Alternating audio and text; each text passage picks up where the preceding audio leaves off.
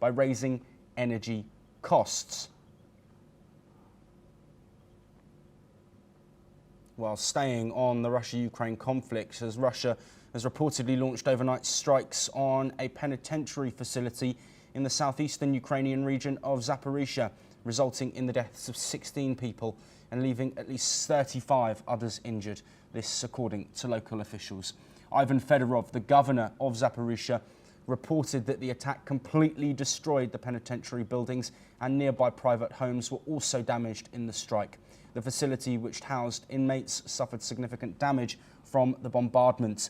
Emergency services are working at the site to rescue survivors and assess the full scale of the destruction.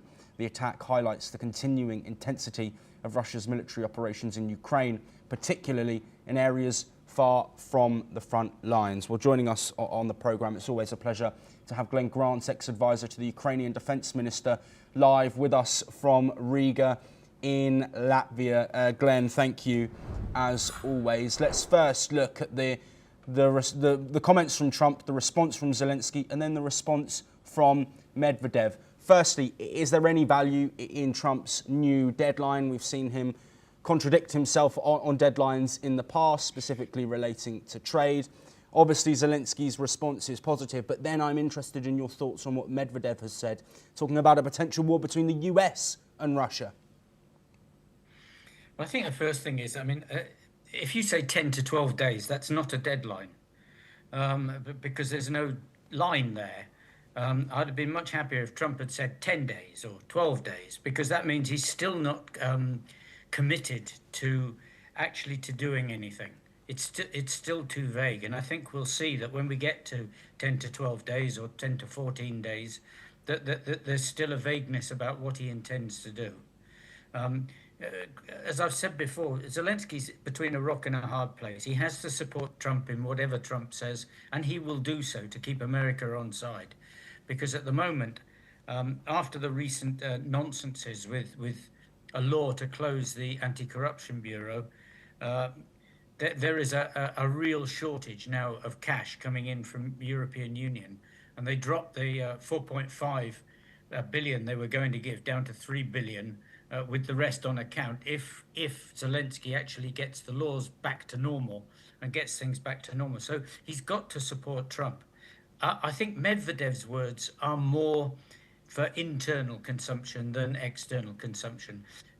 He's been talking about nuclear attacks. He's been talking about all sorts of things. And actually, the majority of things that he says have never come to pass.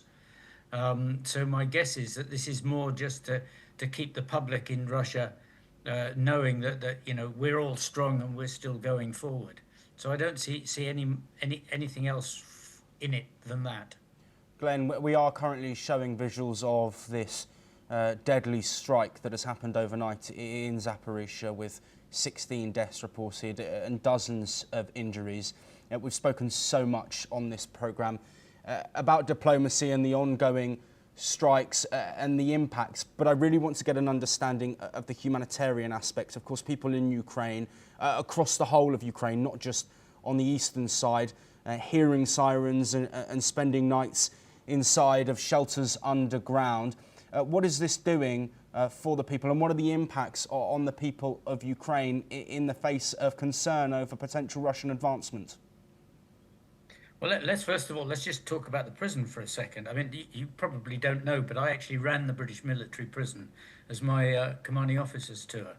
So, and one of the things that you worry about, and I worried about a lot, is that the people, of course, can't go anywhere because they're in the cells, and you don't have any underground place to take them. So they were the softest of soft targets, and it really is beyond the pale to consider attacking something that can do absolutely nothing. I thought when they attacked the hospital last year that was the lowest that Russia could go, but this is even lower. Generally, people are being stubborn still, and they are going. More and more people are going underground. There are a lot of people who were taking risks earlier, but the amount of risk taking is reducing, and people are looking for places to hide because they know that these attacks are coming and are getting worse. A reminder that yesterday, of course, in Zaporizhzhia, there were also 4 civilians killed around the prison. So It's not just the prison inmates. But you know, it's going to get worse. It's going to get worse because the Ukraine does not have the air defense that it requires. And people are talking about air defense, but everybody is far too slow and far too much conversation and not enough action.